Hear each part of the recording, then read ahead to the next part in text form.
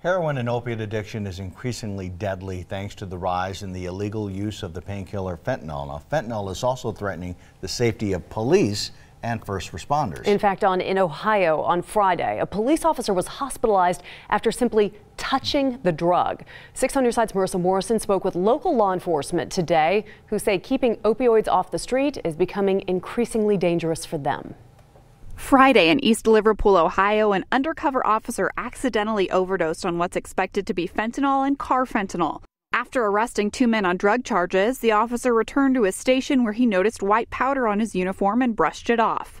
And unfortunately with the fentanyl, it is transdermal. It goes right through the skin. An hour later, that officer had overdosed. It took 4 doses of Narcan to treat the accidental exposure. Chris is a big, strong guy. He's an ex-MMA fighter, 220-some pounds solid muscle, and it overtook him just like that. In Idaho, law enforcement officials say coming into contact with drugs that give off a contact high is an increasing concern. It is definitely becoming a very, very big issue, and it will eventually make its way here and become more prominent, especially because it is cut with heroin, and heroin is a huge epidemic nationwide. Our local agencies have procedures in place on drug-related searches. We always search with gloves on and always search in pairs. Officers often wait to test suspicious substances instead of completing a field test. That's what we'll do if that means that we all get to go home at the end of the night, which is the most important thing. But as was the case in Ohio, even the slightest oversight in procedure can have devastating effects. 2 grains of salt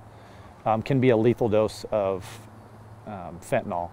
Though the rise in the use of fentanyl poses a risk to officers, it can be even more dangerous for those unknowingly taking it as a drug. We're seeing things that are labeled street names of gray death. There's been cases in other states where persons have laced these drugs or actual pills and things like that, and you think you're buying a codeine pill or something like that, but it actually is laced, and then who knows, because there's no quality control on it, who knows exactly what drug you're taking and how much. Marissa Morrison, 6 on Your Side.